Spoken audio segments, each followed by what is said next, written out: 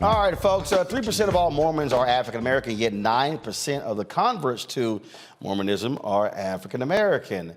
But they have a very long, troubled history with the issue of race. My next guest, who is ex-Mormon, Achenbach, joins us right now, and she was told you can't marry somebody white. She joins us now from American Fork, Utah. Glad to have you on the show. So you were actually told that by church officials? Yes. So were you engaged with someone? Were you dating somebody, or were you just inquiring as to who you can marry? So all of the above. So I joined the church when I was 18, and it's big to get married in the temples when you're Mormon. But the problem is that they were teaching that they're white, males not to marry black people, or anybody not to marry outside their race. They didn't want blacks and black people and white people mixing because they said black people were cursed. So this was actual teachings where you were going to temple? Yes.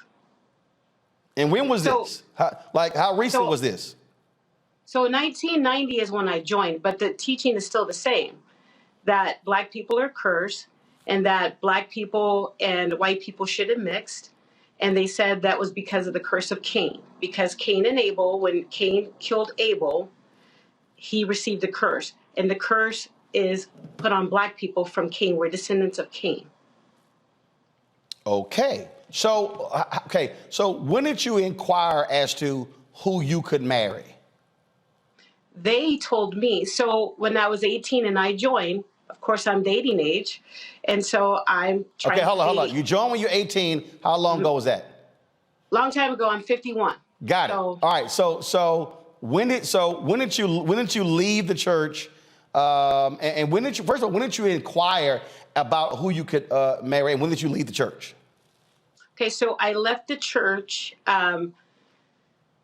probably 2016 is when I really left. But when it's a culture, when you join when you're 18, you join the church. I even went on an LDS mission.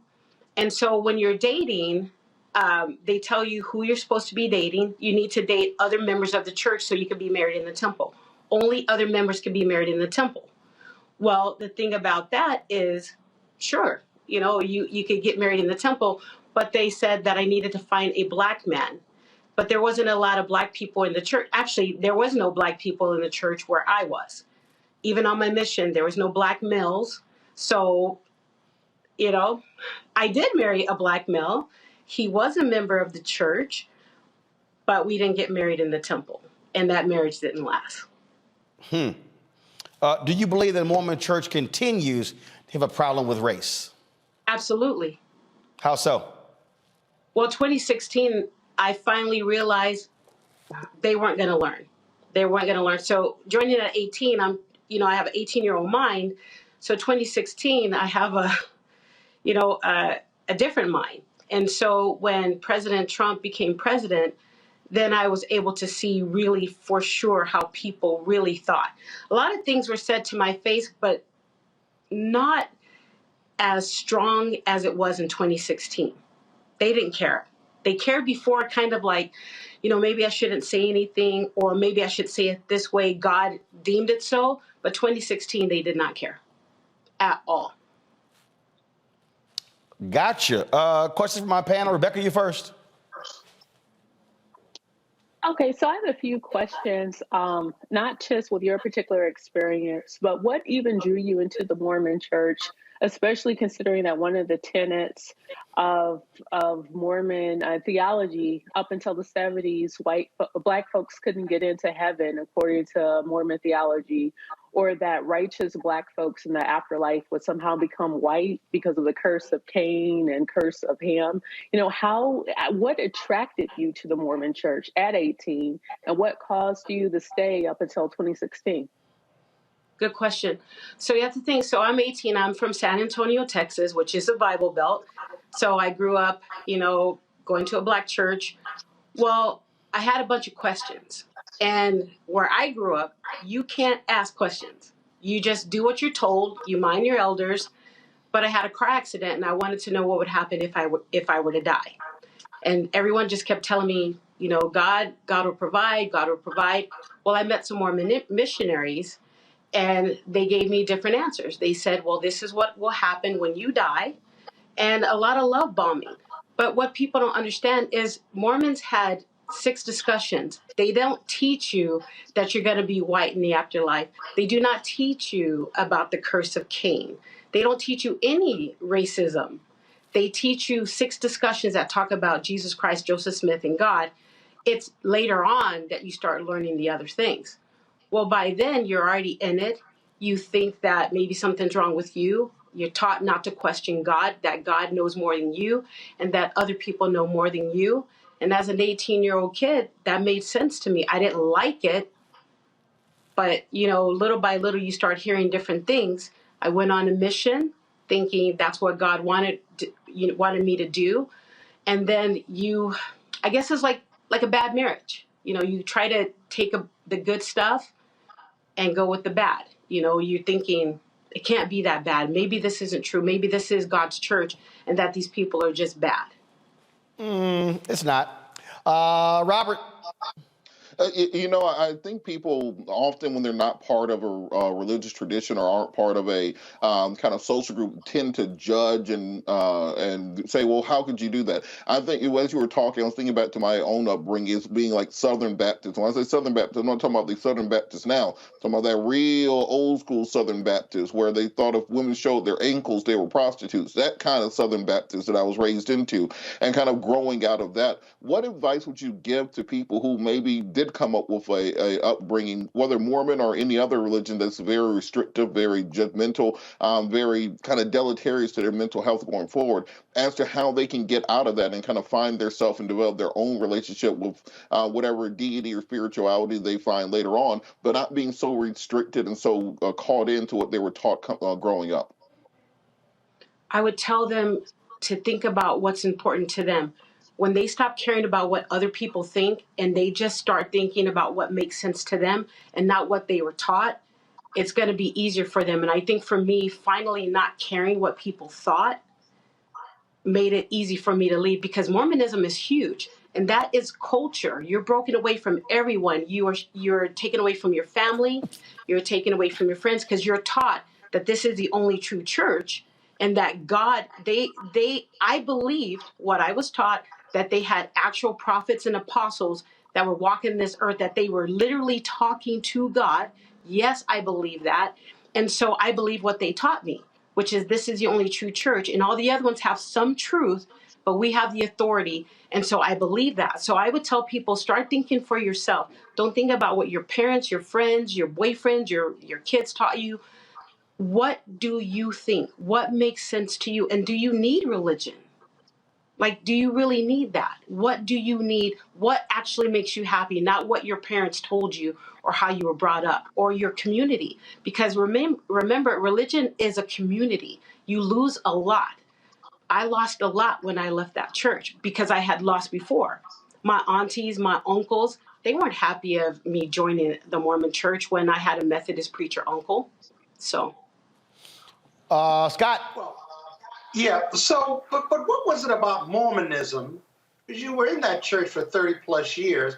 What was it about Mormonism that kept you there for so long, despite the racism? And secondly, by telling this story now, what are you hoping the future of Mormonism is, or do you even care?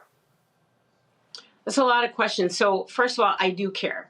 What I care about is truth. What I care about is awareness. Every time something happened, I would try to question them, and they would shut me down and saying that I wasn't spiritual enough, that I didn't believe in God. And so that messes with you. You're thinking, wait a minute, it's a huge church. There are some Black people in it. Maybe it is me. Maybe it is me. I don't have parents with me talking to me about it. I don't have aunties, cousins, aunts, uncles. It's me using my own experiences trying to figure out, well, what's going on here? It has some truth because of this. But what drew me to Mormonism at the time, as an 18-year-old, if you're having a hard time growing up, you've got a lot of stuff going. San Antonio, it was high crime. There was a lot of things happening there. These people, love bombed me.